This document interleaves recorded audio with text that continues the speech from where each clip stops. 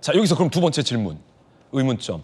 이재명 대표의 공직선거법 2심 선고일이 3월 26일, 얼마 남지 않았습니다. 민주당 내부 일각에서는 오늘 조간 보도에 따르면 이러다 이 대표 2심이 먼저 나오는 것 아니냐라는 일종의 초조감도 나타나고 있다는 보도도 있습니다. 어떻게 될까요? 함께 보시죠.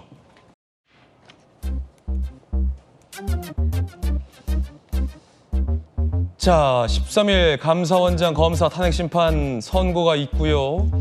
다음 주에 한덕수 국무총리 거 선고 나오는 거 아니냐. 그렇게 되면 그 다음 주 이 대표의 공직선거법 2심입니다. 정혁진 변호사님. 이번 주에 중앙지검장하고 감사원장하고 다음 주에 한덕수 국무총리 건 하고 그러다 보면 그 다음 주에 이재명 대표 2심이 먼저 나오는 거 아니냐. 그래서 여당에서는 그래서 삭발하는 거 아니냐. 이런 초조감 때문에 이런 분석도 있는데 정 변호사님 뭐가 먼저 나옵니까? 글쎄요. 제가 봤을 때는 당연히 윤 대통령에 대한 탄핵 선고가 먼저 나올 걸로 예상을 했거든요. 그걸 어떻게 볼 수가 있는가. 이재명 대표 항소심에 대한 그 판결 선고 그 변론 그 종결 날짜가 2월 26일이었어요. 선고는 3월 26일이었지만 그러니까 헌법재판소에서 윤 대통령에 대한 탄핵 심리를 언제 결심했느냐. 2월 26일보다 딱 하루 앞선 2월 25일이었거든요. 그런데 윤 대통령 탄핵 사건은요. 2월 25일 날 결심될 수가 없는 사건이었어요. 그런데도 불구하고 무리하게 2월 25일을 맞췄단 말이죠. 심지어 2월 20일에 마지막 그 변론 기일이었나요? 그때 뭐가 있었습니까? 오전에 윤 대통령 내란죄 공판 준비 기일, 그것도 1회 공판 준비 기일, 거기에다가 구속 취소, 요번에 구속 취소되지 않았습니까? 그 구속 취소에 대한 신문 기일까지 잡혀 있었는데 그걸 뻔히 알면서도 헌법재판소가 바로 그날 오후 2시에 그냥 그 탄핵 심리 절차하고 그날 결심하겠다고 그랬었단 말이에요. 네네. 이게 말이 됩니까? 그래가지고 왜 저렇게 무리하게 하나 봤더니 무조건 2월 26일 이전에 결심을 하고 그래서 우리가 먼저 헌법재판소가 먼저 선고를 해야 되겠다. 그 의지의 발로 아니었겠습니까? 그래서 저는 어떻게 생각했냐면은 이게 3월 12일 정도에 그 공직선거법 이재명 대표 항소심 판결이 나올 거로 생각을 했는데 또 날짜를 거기서 또 2주나 늦춘 그 3월 26일로 잡았기 때문에 그 이재명 대표 측에서는 안심하고 그전에는 뭐 헌법재판소에서 탄핵 선고를 하겠지라고 생각을 했었던 것 같은데 네네. 지금 완전히 구도가 달라져 버렸어요.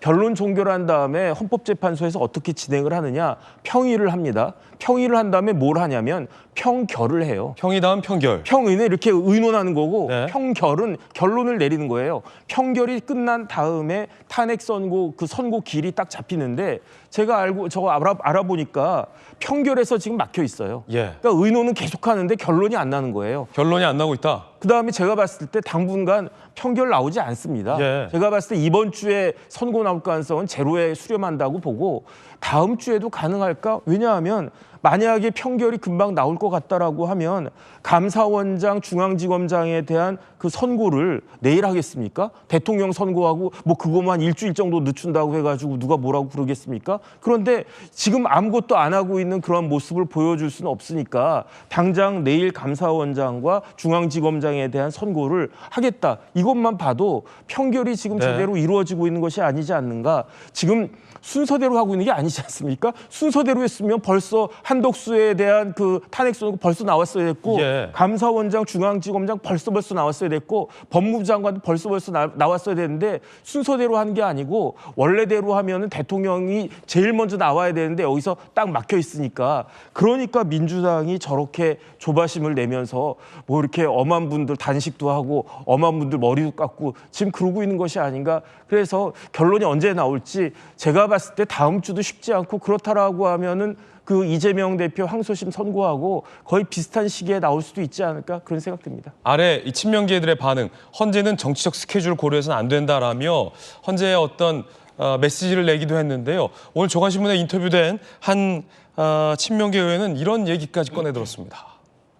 이 보도에 따르면 국민일보 보도에 따르면 친명계 의원 헌재가 26일 이 대표의 선거법 2심 선고를 기다리는 듯한 인상까지 주는 건 아니냐 불만을 제기한 거죠. 정치적 스케줄 고려해서는 안 된다.